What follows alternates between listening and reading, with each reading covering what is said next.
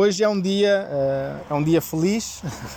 Creio que para todos nós é um dia feliz, não só porque para cada cristão, a cada dia do Senhor deve ser um dia feliz, mas também porque nós hoje poderemos, como igreja, estar a batizar dois irmãos e dessa forma também recebê-los como membros.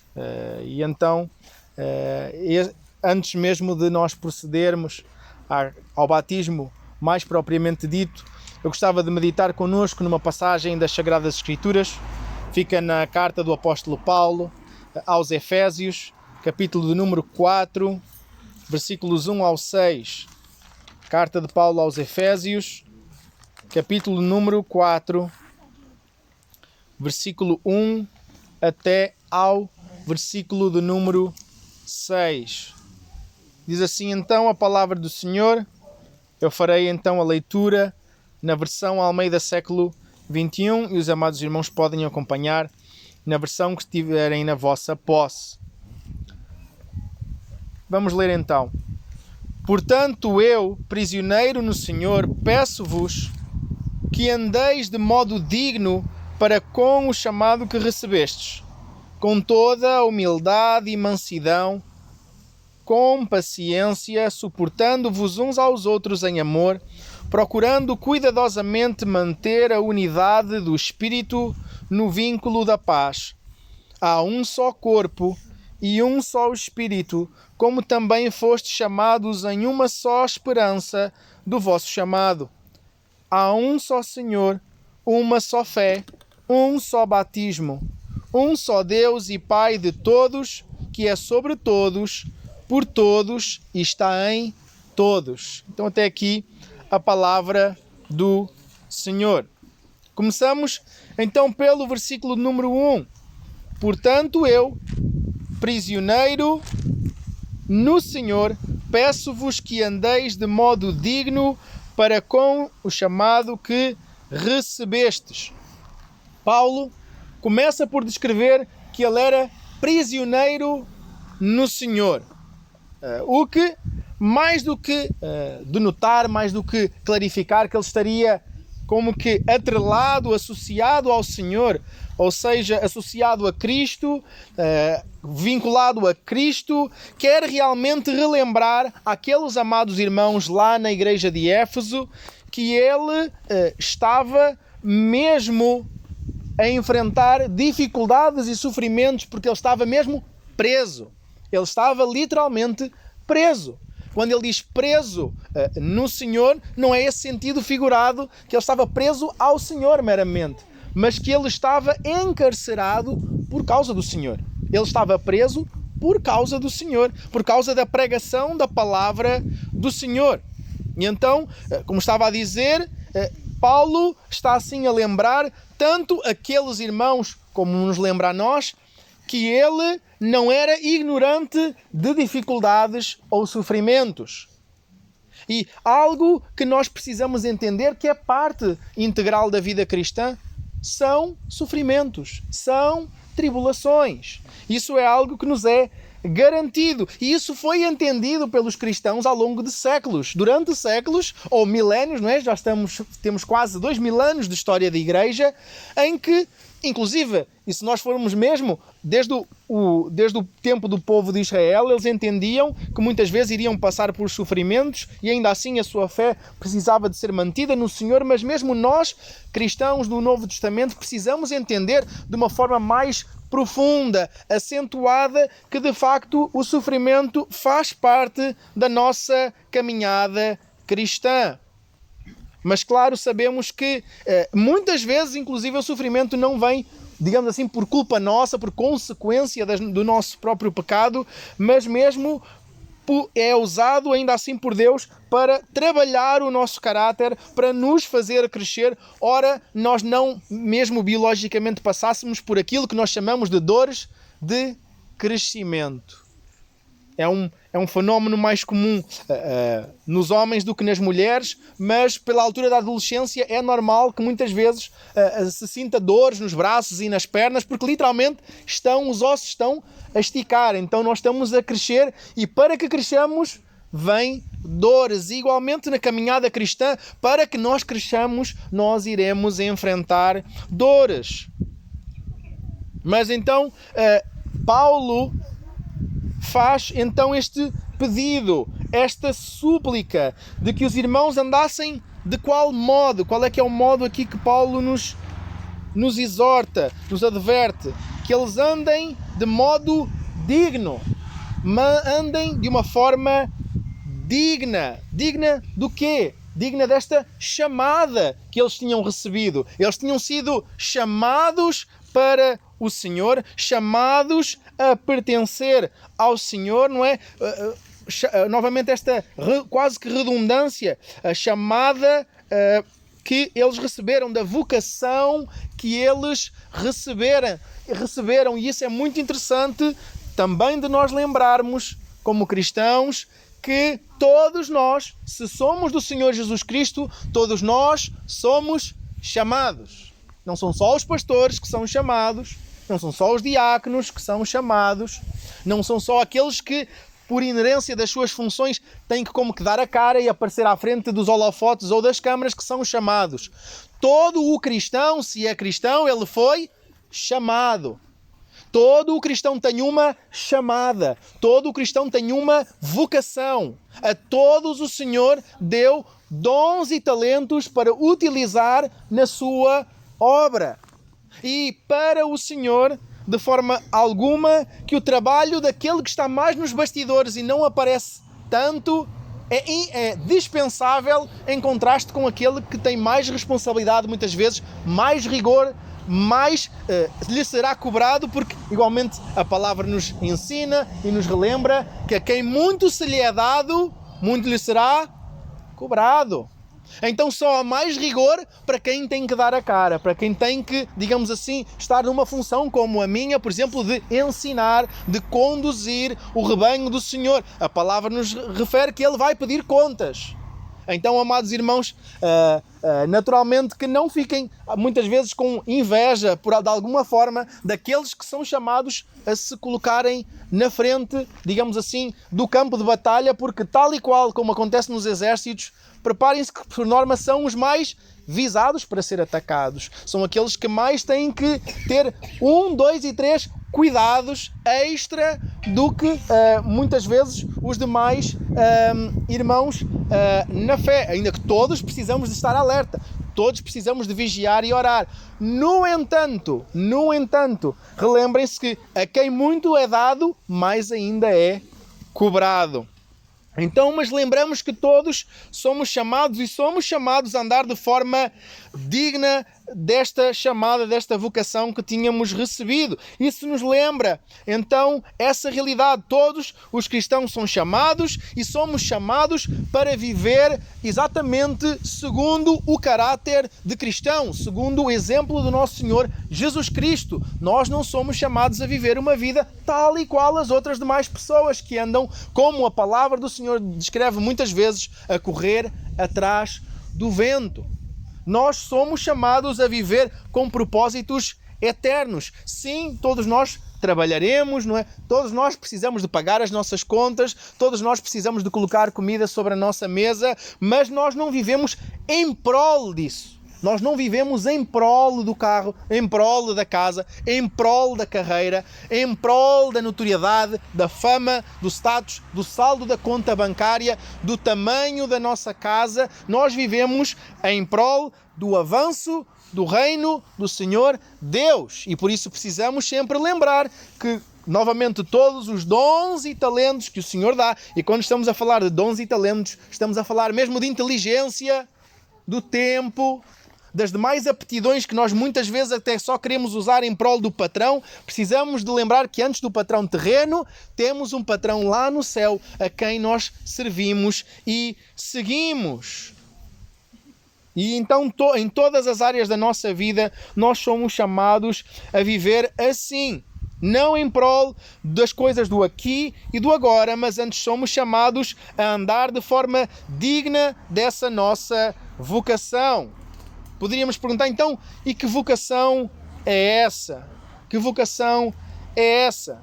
Na primeira carta de Pedro, 1 de Pedro, no capítulo 2, versículo 9, Pedro, inspirado pelo Espírito Santo de Deus, diz: mas vós sois geração eleita, sacerdócio real, nação santa, povo de propriedade exclusiva de Deus, para que anuncieis as grandezas daquele que vos chamou das trevas para a sua maravilhosa luz. Então nós que fomos chamados das trevas para a maravilhosa luz do Senhor Deus, somos chamados então a anunciar as suas grandezas. Que nós, enquanto vamos vivendo aqui nesta vida, enquanto vamos fazendo as coisas desta vida, somos chamados a anunciar as grandezas do Senhor. Sim, somos chamados a viver vidas cristãs em termos da nossa conduta, precisa sim ser uma conduta exemplar, uma conduta irrepreensível, mas não só aquilo que nós fazemos, mas também aquilo que nós dizemos, aquilo que deve preencher a nossa boca, o nosso coração, deve ser de facto as grandezas do Senhor. Deve ser as grandezas do Senhor. Então nós somos toda inteiramente de Deus. Logo, a forma como temos de caminhar daqui em diante tem de ser de acordo com essa nossa nova realidade. E Paulo, inspirado pelo Espírito Santo de Deus, continua dizendo no versículo 2 e versículo 3: com toda a humildade, ele está a falar do andar, não é? E depois continua: com toda a humildade e mansidão, com paciência, suportando-vos uns aos outros em amor, procurando cuidadosamente manter a unidade do Espírito no vínculo da paz. Uma pergunta, ou uma das perguntas que foi feita aos candidatos à membresia na semana passada, que foi inclusive repetida várias vezes, foi: diga uma marca de um discípulo de Cristo. Várias vezes, em particular foi o irmão Alex que fez esta pergunta, várias vezes: diga uma marca de um discípulo de Cristo. E aqui nós já temos algumas marcas do discípulo de Cristo nesta passagem. Nesta listagem que Paulo aqui nos apresenta, nós temos humildade, mansidão, paciência, especialmente com os irmãos, de uma forma amorosa, que seja promotor da unidade da igreja local e promotor da paz. Nós encontramos exatamente isso aqui nesta passagem. Então temos já aqui algumas marcas daquilo que tem que ser a nossa conduta. E relembrando e fazendo exatamente referência a isso, nós lembramos o que nos diz em Romanos 12, 18. Romanos capítulo número 12, versículo 18 diz: se possível, no que depender de vós, vivei em paz com todos os homens. No que for possível, no que depender, se for possível, no que depender de nós, devemos buscar viver em paz com todos os homens, ou seja, com todas as pessoas. Então, não quer dizer que nós vamos ser infalíveis no que toca a estas qualidades, como mencionávamos: humildade, mansidão, paciência. Não quer dizer que nós vamos ser infalíveis, mas nós devemos ser conhecidos pelos nossos acertos e não pelos nossos falhanços. Ou seja, o filme da nossa vida deve ser marcado por estas características, mesmo que se nós de vez em quando tirássemos como que uma fotografia de momentos em específico, nós falhássemos ou tivéssemos falhado, mas todos nós vamos sem dúvida falhar. Isso é claro que vamos nós falhar em alguma ou em todas estas áreas em algum momento da nossa caminhada. Só que uma coisa é nós falharmos pontualmente, outra coisa é que a nossa forma de estar seja uma forma de estar que não promova humildade, que não seja de mansidão, que não seja de paciência. Então não podemos ser conhecidos como pessoas que promovem exatamente o oposto destas marcas daquilo que deve ser um cristão, daquele que recebeu esta vocação, esta chamada.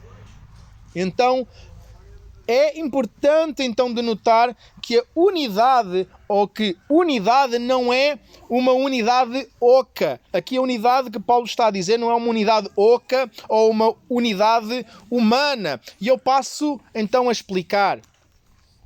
Como nós aqui temos, como igreja, em igreja nós precisamos de ter cuidado para que as nossas decisões não sejam tomadas meramente ou apenas por maioria ou até por unanimidade. O facto de que uma votação tenha um resultado positivo por unanimidade ou maioria não quer por si dizer que nós estamos realmente em unidade. Não quer dizer que nós estamos em unidade. Até muitas vezes nós já vimos situações dessas acontecerem, talvez nós já participámos em situações dessas, em que alguém, por exemplo, votou favoravelmente a uma coisa, mas estava contrário, e depois perguntaram-me, então, mas tu estavas contra, porque é que votaste a favor? Toda a gente estava a votar a favor, eu não queria votar contra. Então, mas isso não mostra que nós não estamos em unidade, porque até parte da unidade é que a pessoa tenha liberdade para se expressar e liberdade para dizer, olha, irmãos, eu não concordo com esta situação assim, ou eu vou votar contra por causa disto e disto e disto. Então, unidade não quer dizer, como eu disse, que as nossas decisões vão todas ser tomadas por maioria ou exatamente por unanimidade. Muitas vezes... exatamente, nós vemos e podemos mesmo estudar ao longo da história da Igreja que muitas das coisas que foram tomadas até por unanimidade ou por maioria foram exatamente até contrárias àquilo que é claramente o que está na palavra do Senhor ou exatamente àquilo que o Senhor nos recomenda. Ou até decisões que foram tomadas por maioria ou por unanimidade se foram decisões catastróficas. Por isso é que aqui nós não estamos a falar de uma unidade política, de uma unidade, digamos assim, que todos concordamos absolutamente com tudo, mas estamos a falar exatamente com unidade no Espírito, ou antes unidade do Espírito. É uma unidade que não é meramente humana, não é meramente promovida pelos seres humanos, mas é algo que o Santo Espírito nos capacitará a nós vivermos como igreja. Então, nós precisamos de estar de acordo com o Espírito. E como então é que nós alcançamos essa comunhão com o Espírito e, por sua vez, de comunhão, então, para estarmos em unidade? Lembramos também o que nos diz em Colossenses 3, 16 e 17. Colossenses capítulo 3, versículo 6, versículo 16 ao 17, diz: a palavra de Cristo habite ricamente em vós, em toda a sabedoria. Ensinai e aconselhai uns aos outros com salmos, hinos e cânticos espirituais, louvando a Deus com gratidão no coração. E tudo quanto fizerdes, quer por palavras, quer por ações, fazei em nome do Senhor Jesus, dando graças por Ele a Deus Pai. Então, para que nós andemos na unidade do Espírito, na unidade com o Espírito, nós precisamos que a palavra habite ricamente em nós. Precisamos de estar preenchidos, encharcados da palavra de Deus.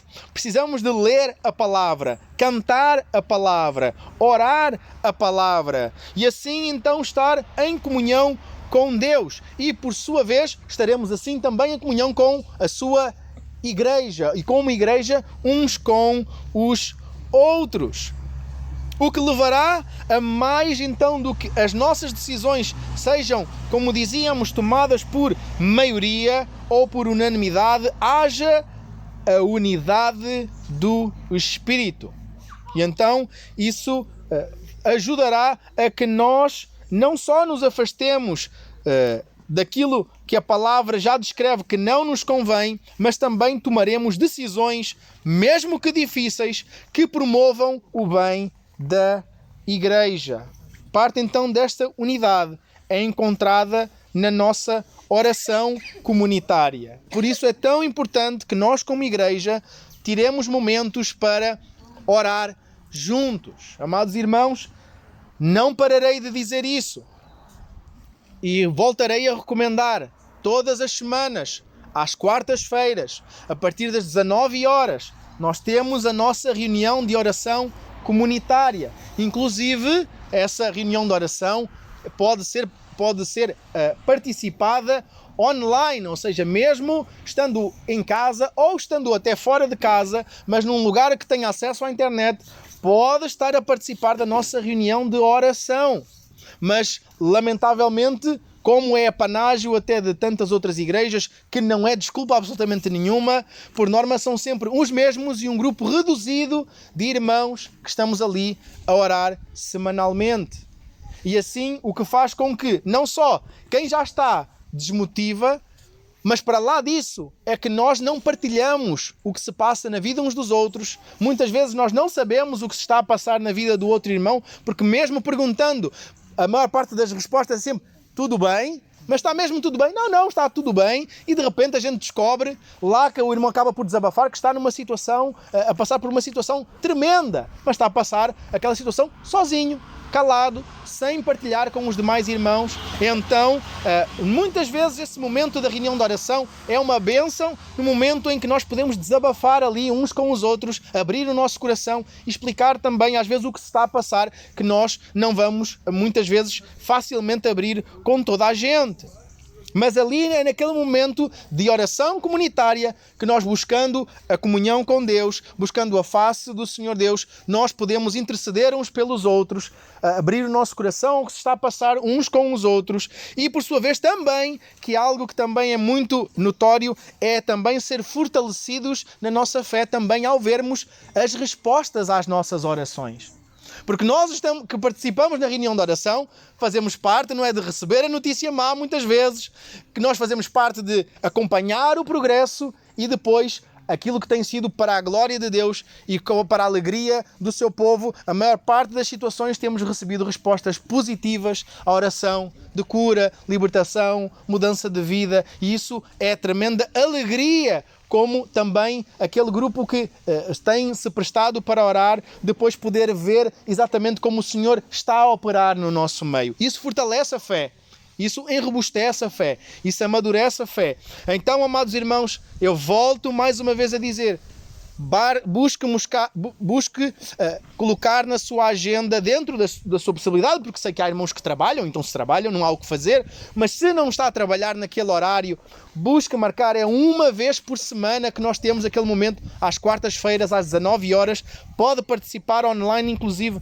busque separar aquela hora e pouco que nós estaremos ali em oração, busque separar para estarmos em unidade, para buscarmos assim a unidade do Espírito. Então, por sua vez, deve então ser realçado, para que haja paz, não deve haver também uma negociação com a verdade. O próprio Deus diz que é o caminho, a verdade e a vida, conforme João 14,6. E então, logo nunca a verdade pode ficar de parte na busca da paz. Paz sem verdade é uma falsa paz. Ou é até uma guerra fria, poderíamos dizer. E então, nisso, sempre os cristãos devem lembrar dessa realidade. Isso leva-nos ao versículo número 4. Versículo número 4, que nos diz: há um só corpo e um só Espírito, como também fostes chamados em uma só esperança do vosso chamado. Então, nós temos aqui várias afirmações de um só. E esta ideia de um só remete mais uma vez para o que toda esta passagem fala, que é sobre unidade. Não se esqueçam, esta passagem está a falar sobre unidade. E transmitindo essa ideia de unidade, nós somos relembrados que há um só corpo. Começa por falar sobre um só corpo. Quando estamos a falar de um só corpo, não estamos a falar do nosso corpo físico. Estamos a falar sim sobre a Igreja de Cristo. A Igreja de Cristo é uma só, apenas composta pelos salvos, independentemente da denominação, independentemente da cor, da nacionalidade, idade, sexo, extrato social e etc. Conforme João 10, 16, nós somos lembrados disso. por sua vez, a igreja local deve buscar ser um reflexo dessa realidade.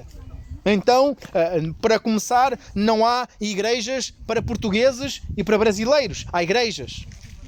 Não há igrejas para brancos e para pretos. Há igrejas. Não há igrejas para ricos e para pobres. Há igrejas. A partir do momento em que nós começamos a dividir-nos por causa destas coisas, logo aí nós já começamos a minar aquilo que deve ser uma igreja. Por isso é que muitas vezes até irmãos falam sobre a realidade, por exemplo, igrejas afro-americanas. Amados, eu sou contra.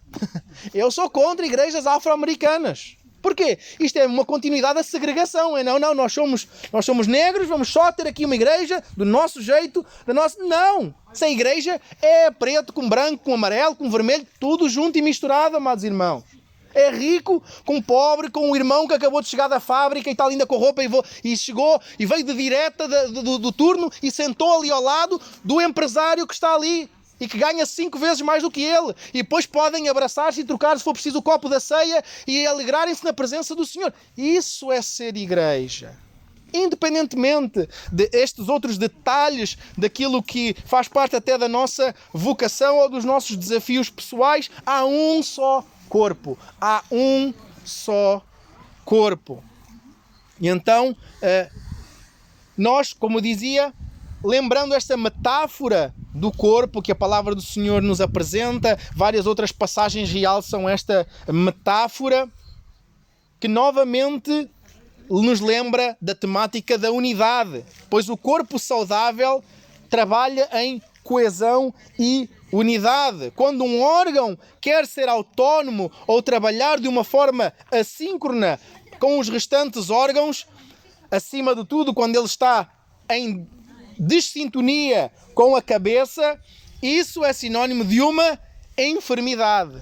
Logo, sempre caminhando, na verdade, devemos buscar unidade. Nenhum órgão, nenhum de nós, como órgão, como membro, é autónomo. Nenhum de nós não precisa do outro. E não só isso, precisamos de, em todas as coisas, exatamente buscar, promover, desenvolver, fomentar a unidade entre nós, lembrando que nós pertencemos e fazemos parte uns dos outros. Por isso não há igreja de uma pessoa. Já várias vezes os irmãos sabem que eu falei, que eu critiquei, é uma forma de dizer, mas exortei sobre esse fenómeno e o perigo dos desigrejados. Não, eu sou igreja sozinho. Não há igreja sozinho. Porque não há um corpo, se vocês virem um pé solto no meio da estrada, vocês vão dizer, encontrei um corpo. Não, encontrei um pé. Não é? Se vocês virem um dedo cortado ali no meio da calçada, ali está ali um dedo. Não dizem que está ali um corpo. Não. E ainda assim, um corpo sem um dedo está deficiente, mas é o corpo. Então, cada um de nós, como membros, como órgãos, precisamos estar unidos a um corpo. Para nosso bem e para bem do corpo. Amados irmãos, cada vez que nós faltamos à comunhão do culto solene, nós estamos a prejudicar-nos a nós e a prejudicar o corpo.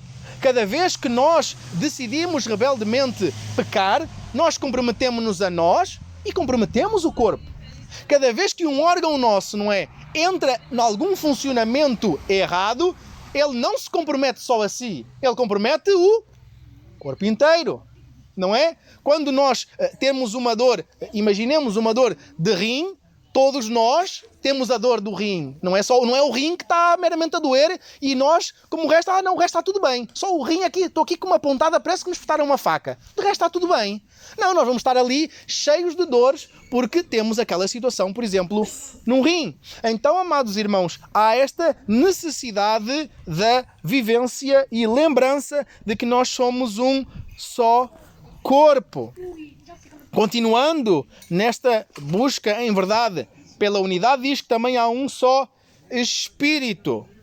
Isso igualmente relembra unidade, pois o Espírito Santo não se contradiz, nem batalha contra si mesmo. Esta menção, quando diz aqui há um só Espírito, está mesmo a falar do Espírito Santo de Deus, que há um só Espírito Santo de Deus. E porquê é que eu estou a dizer sobre esta realidade de que o Espírito não batalha contra si mesmo. Isto eu gostava agora de fazer até uma chamada de atenção para aquele perigo, muitas vezes contemporâneo, das revelações particulares e daquele uso frequente daquela afirmação: ai, Deus disse-me.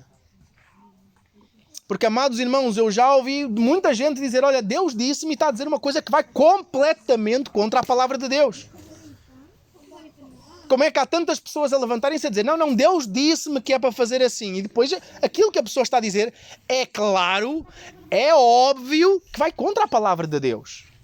E por isso é que aqui Paulo está a lembrar: não, mas há um só Espírito. O Espírito não se vai contradizer. O Espírito é chamado, por exemplo, de Espírito da verdade. O Espírito é-nos dito que ele viria nos ensinar e relembrar todas as coisas que Jesus já tinha ensinado. Então não pode o Senhor Jesus ensinar uma coisa e depois dizer a alguém que vem dizer: não, o Espírito Santo disse-me, e vai dizer alguma coisa que vai completamente contra aquilo que o Espírito Santo já ensinou. Então nós precisamos de ter muito cuidado para quando vamos afirmar algo como Deus disse-me, o Espírito Santo falou ao meu coração, e depois aquilo que nós vamos estar a dizer, vamos estar, porventura, a contrariar o que a palavra do Senhor já nos ensinou. E isso já era um problema naquela altura.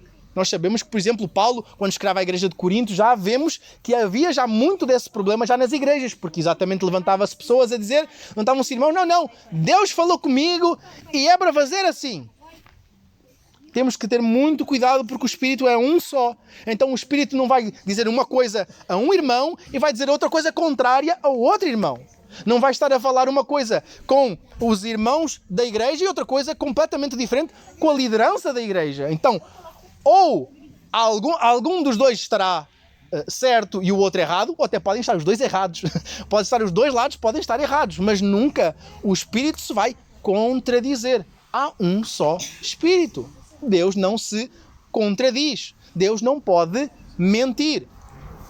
E então lembramos essa realidade, como eu aqui dizia. Então não há como o Espírito que promove a unidade estar a operar para a desunião e para a discórdia.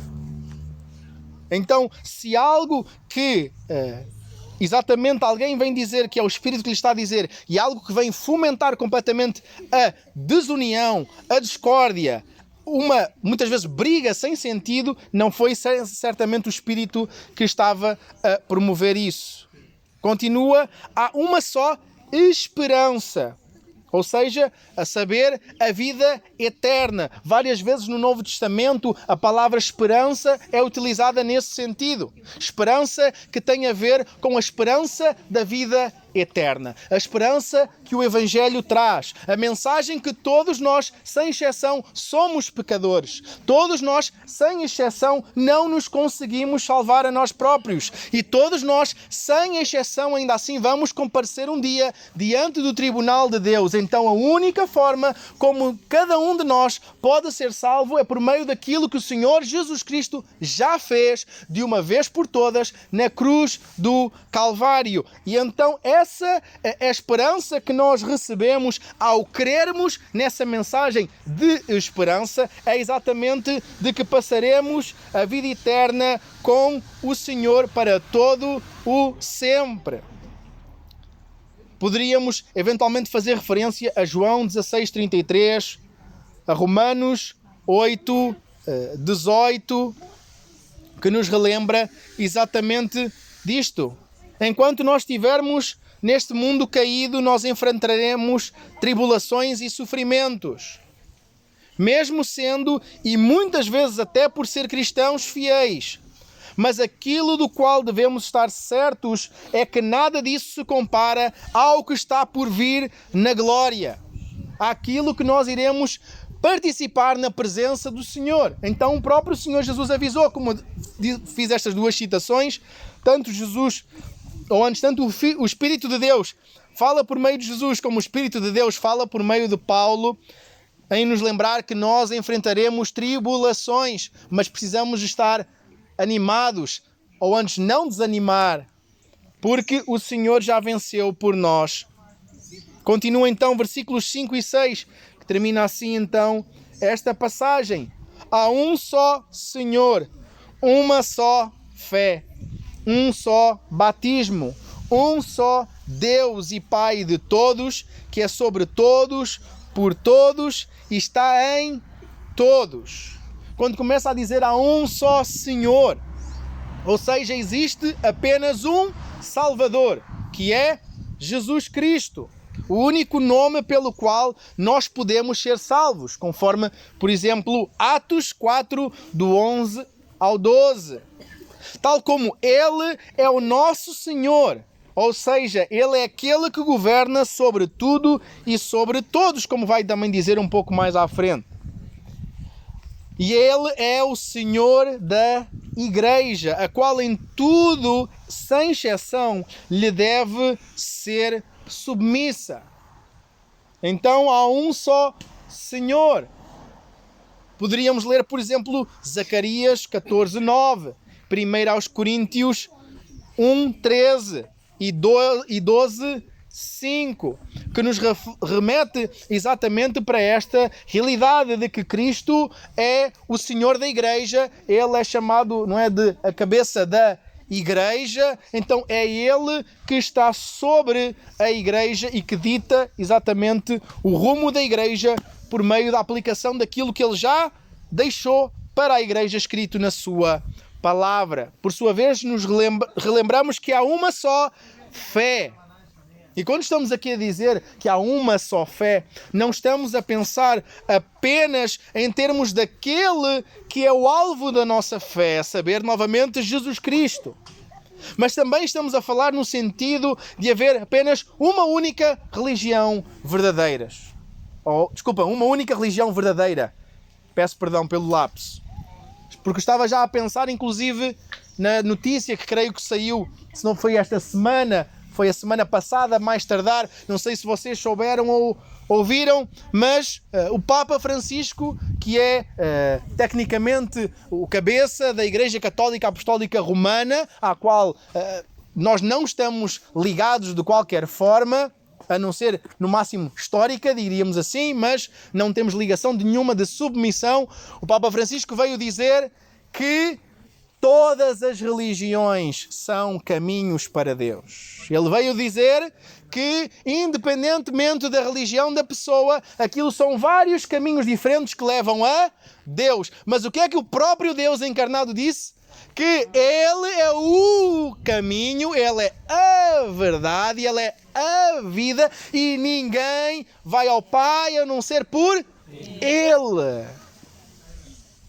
E foi caricato nós vermos, lamentavelmente, o meio católico dividido em dois. Um lado a apelar, não, o Papa está completamente errado, nós temos 2000 anos de história da Igreja para falarem o oposto, temos aqui a tradição da Igreja que diz o oposto, a palavra que diz o oposto, o magistério que diz o oposto, porque sabemos que, lamentavelmente, para a Igreja de Roma, estes três pilares estão em equilíbrio, ou seja, a Bíblia, a tradição e o magistério. Para nós, a Bíblia, desculpem, é absoluta sobre qualquer questão de regra, de fé e de prática.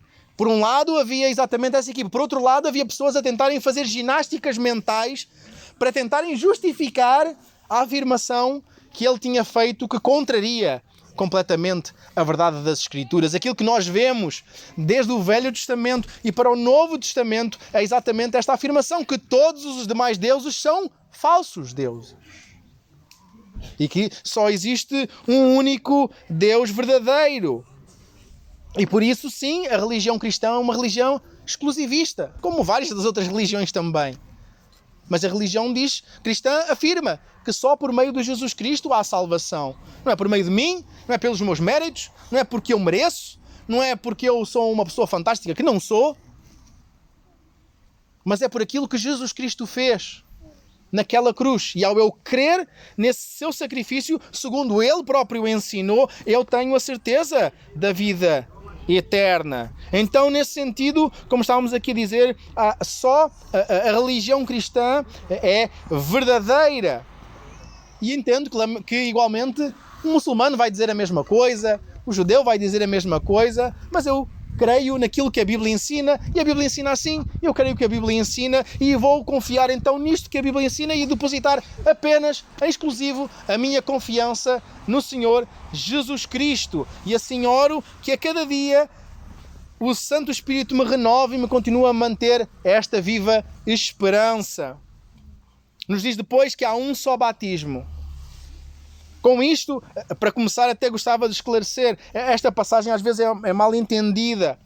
Um só batismo não quer por si dizer que o batismo não pode ser repetido, ainda que nós não temos de forma alguma esse hábito. Temos sim o hábito e queremos que, desde que ele seja biblicamente feito por uma igreja bíblica e, acima de tudo, que a pessoa creia antes do batismo, o batismo é válido. Claro que compreendemos que a passagem e a palavra nas Sagradas Escrituras apontam para a questão da imersão, mas mesmo que a pessoa seja aspergida por causa do contexto que não permitia outra coisa, desde que houvesse fé, de facto, e que a igreja onde a pessoa estava era uma igreja que não era uma seita, não era uma igreja, pronto, não era uma seita, esse batismo é válido.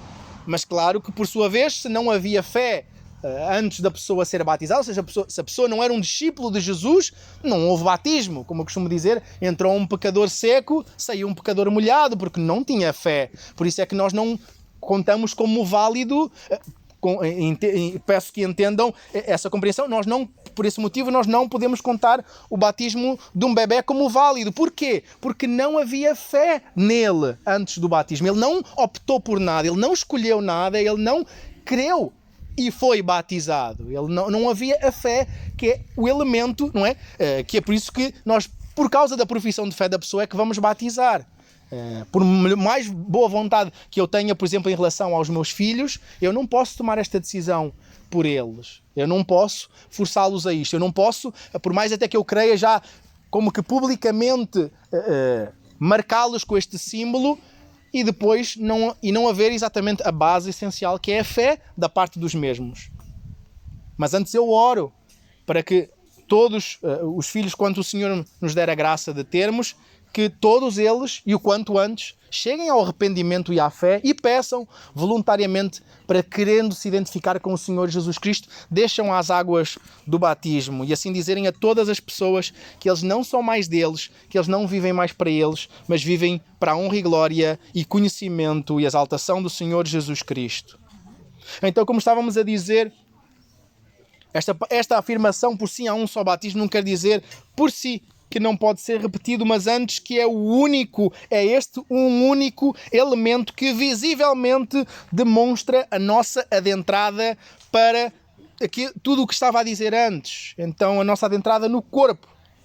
Estando nós já batizados no Espírito, porque nós somos batizados no Espírito de Deus, quando se dá a nossa conversão, a partir do momento da nossa conversão, nós já somos feitos novas criaturas, o Santo Espírito de Deus já vem habitar dentro de nós, desse dia em diante, e por isso nós já estamos espiritualmente como que batizados no Espírito Santo, já aguardando então a esperança no Senhor por meio da fé, e então o batismo é o símbolo deste elo de ligação que existe entre o cristão e não só o corpo de Cristo, mas com o próprio Deus. Então, por isso é que nós como igreja, e sim fazendo referência também à passagem que diz aquilo que vocês ligarem aqui na terra terá sido ligado no céu, então é que nós como igreja vamos batizar estes irmãos. Eu sou apenas a pessoa mandatada. Eu não posso voluntariamente chegar e batizar alguém. Eu devo estar em submissão a uma igreja local. Nós, como igreja, é que vamos batizar.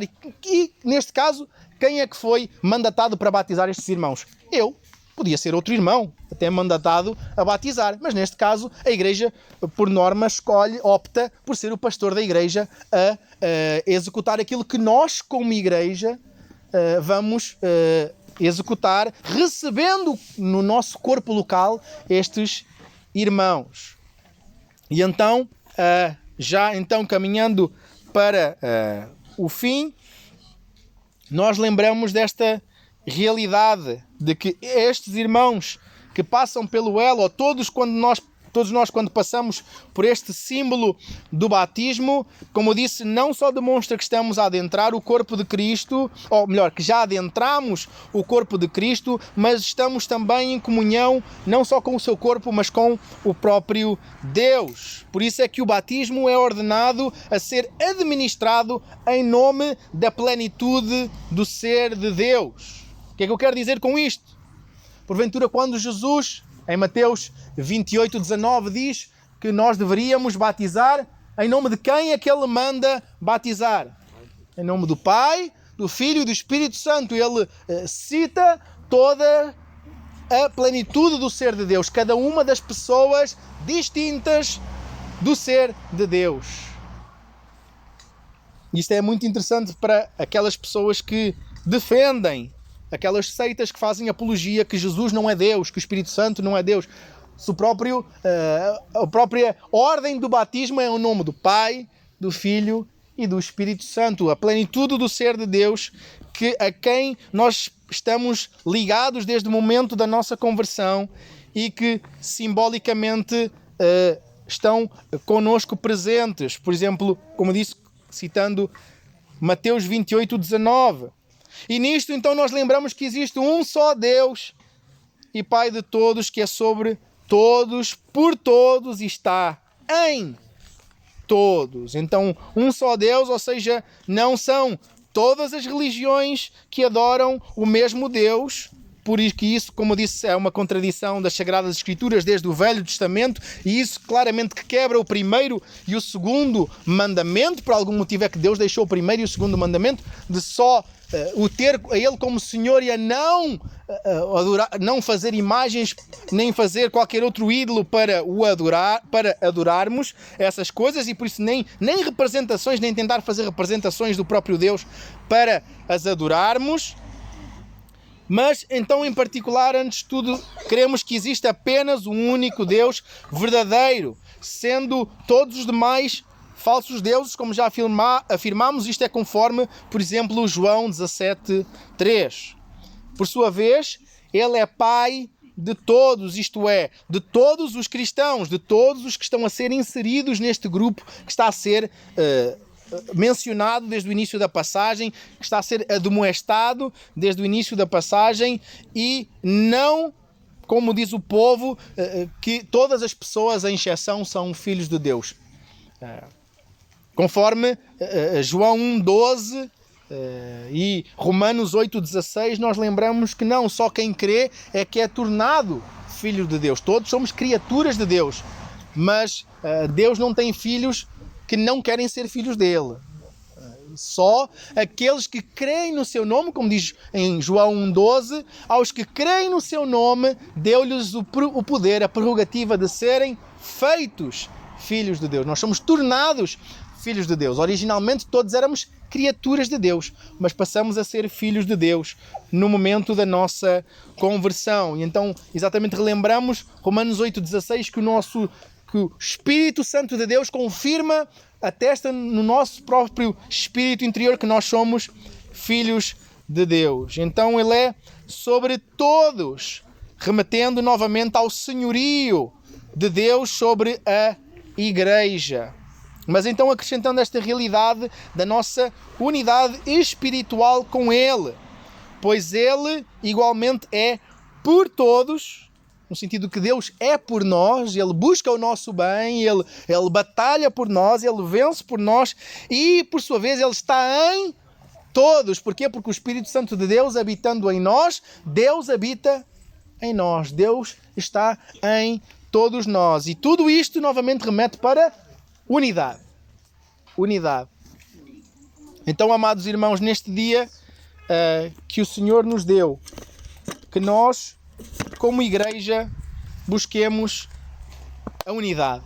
Que nós, como igreja, busquemos caminhar em unidade. Que nós, como igreja, podemos com alegria celebrar a unidade que temos e que que partilharemos com mais intensidade com estes nossos amados irmãos que descerão às águas do batismo, e que esta unidade que nós experimentamos só venha a crescer, venha a amadurecer, venha a ficar mais intensa, mais profunda ao longo da nossa caminhada. Que não sejam exatamente as tempestades da vida que nos venham afastar, quer uns dos outros, quer da comunhão e da unidade que nós temos com o Senhor Deus. Vamos então ao Senhor em oração e de seguida então nós já nos prepararemos para o momento em que nós com alegria iremos com os nossos irmãos às águas do batismo e os iremos estar a batizar em nome do Pai, do Filho e do Espírito Santo sob a sua profissão de fé. Então vamos ao Senhor em oração. Te louvamos e exaltamos, bom Deus, pelo privilégio que nós temos de ter a Tua Palavra nas nossas mãos, de dela ler, nela meditar, nela aprender a como caminhar, ser instruídos, exortados, edificados, a fim de que nós busquemos a unidade na verdade, Senhor. Unidade caminhando segundo os preceitos descritos na Tua Palavra, segundo aquilo que Tu nos ensinas e edificas e por meio do Teu Santo Espírito aplicas ao nosso coração. Venha, ó bom Deus, continuar a ser conosco como igreja, que nós possamos buscar crescer em unidade, não só contigo, mas também com o Teu corpo, sabendo que não há nada nem ninguém que nos possa agora, que somos Teus, apartar ou afastar do Teu amor por meio de Cristo Jesus, nosso Senhor. Ó Deus, vem então continuar a promover esta alegria que nós sentimos no dia de hoje, ao podermos estar a batizar estes nossos irmãos e assim a recebê-los também como membros deste pequenino corpo visível aqui em Viana do Castelo, e que Tu colhas toda a honra, glória e louvor, não só no dia de hoje, mas na continuidade das suas vidas, das nossas vidas e da nossa comunhão e unidade. É o que Te pedimos e agradecemos, orando no santo nome de Jesus, dizendo amém.